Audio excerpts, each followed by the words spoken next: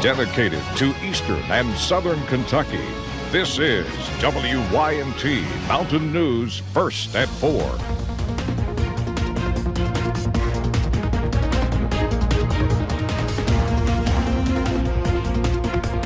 Good afternoon, I'm Will Puckett. First at 4, 3 people are in a Southern Kentucky jail, all because what they thought they were stealing was something completely different. The trio was caught trying to steal a gasoline container, but gasoline was not in it. WYNT's Phil Pendleton is in Laurel County with more.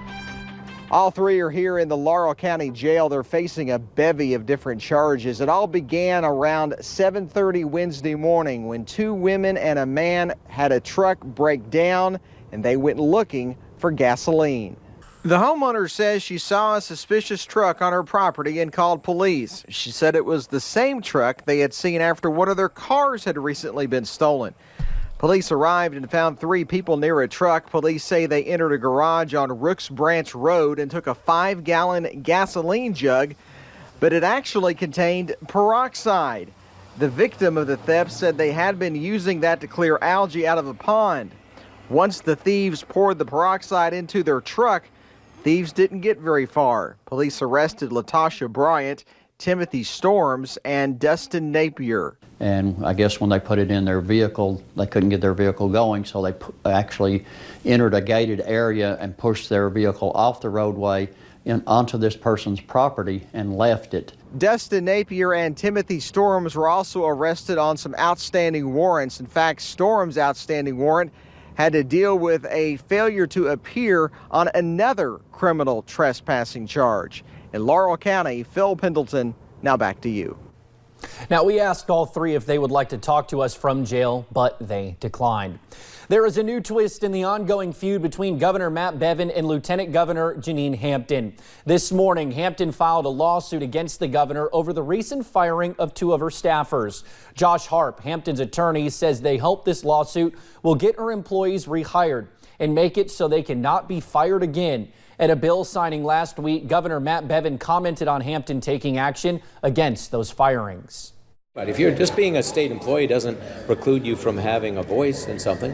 It may preclude you from being an appointed person serving in a capacity if you want to then run for an elected office, which is one of the things that was the catalyst behind this thing in the first place. Harp said they have a hearing scheduled Monday morning at 10 for that temporary injunction. Governor Bevin's communications director said it is, quote, inappropriate for a lawsuit to be filed before the board issues its decision.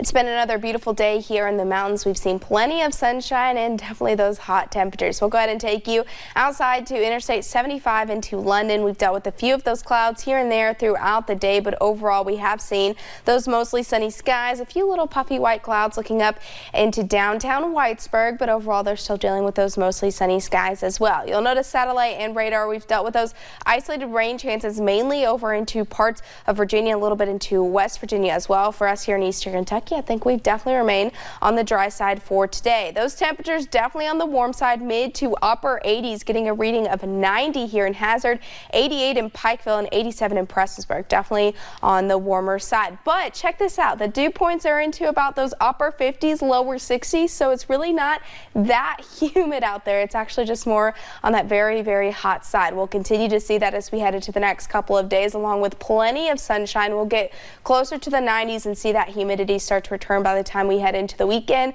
And when will those scattered rain chances arrive? I'll have a look at that full forecast coming up in just a few short minutes. This heat makes you want a pool, Paige. Thank you. Well, this afternoon in Harlan County, lawmakers announced their plan to close a legislative loophole that they say allowed Black Jewel to operate without paying bonds. WYMT's Hannah Reynolds is in Harlan with more. Senators, representatives, and Harlan County officials say if Black Jewel would have paid a performance bond, it would have helped pay the miners in the event they lost their jobs. State law requires a performance bond to be set, paid by the coal operator. Officials say that bond would have taken care of up to 4 weeks of wages for the miners if a mine were to be shut down. Since a situation like the Black Jewel bankruptcy had not been seen before, senators say that got lost in the shuffle and was supposed to be self-enforced.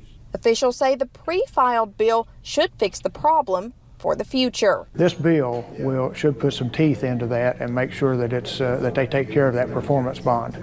Officials say the pre-filed bill would also help recoup any of the miners' lawyers' fees if they did have to sue to get their paychecks. In Harlan County, Hannah Reynolds, WYMT Mountain News. Coming up at 6, miners say they are hopeful the pre-filed bill can stop their families from going through something like this again. Well, Kentucky tourism officials say more people visited the state in 2018 and spent more money. Visitor trips to and within the state topped $71.6 million last year, and visitor spending increased to that top 71 million. 71.6 million people, and visitor spending increased to nearly 7.6 billion. This is up nearly 4% from 2017 and a 21% increase since 2013. The tourism department says it continues to build on Kentucky's signature tourism industries to reach new audiences. Well, Philadelphia police say it is a miracle officers were not killed in the gun battle that erupted in a neighborhood during a drug operation yesterday. Around 4:30 in the afternoon, officers tried to serve a drug warrant. The operation went awry almost immediately, and 6 officers were shot. The siege brought a sense of terror to the neighborhood until the suspect surrendered close to midnight. This woman, 9 months pregnant, says police took cover in her home. They told me to get down the floor, get down the floor because there's shooting going on. And it was crazy because when they came in my window, they just busted my window.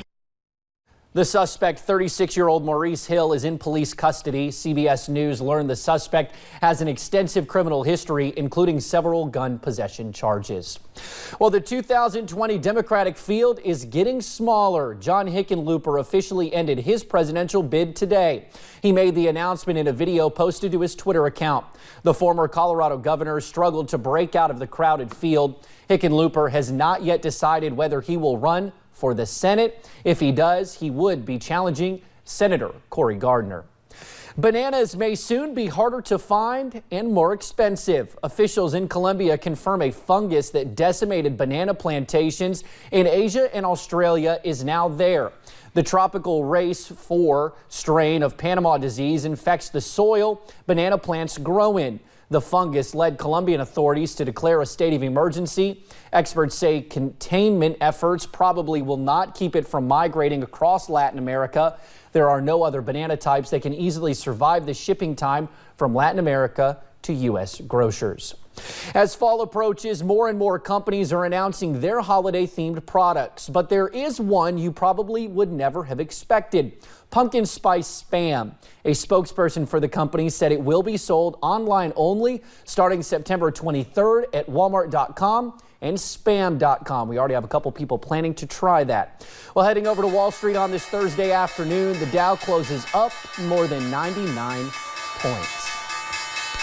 Have you ever wished you had a tail? If not, that's okay. Japanese designers did not create this wearable tail for fun or a bizarre Halloween costume. It actually has a medical purpose. This high-tech strap-on tail has sensors and artificial muscles that make it move in response to its wearer's movements.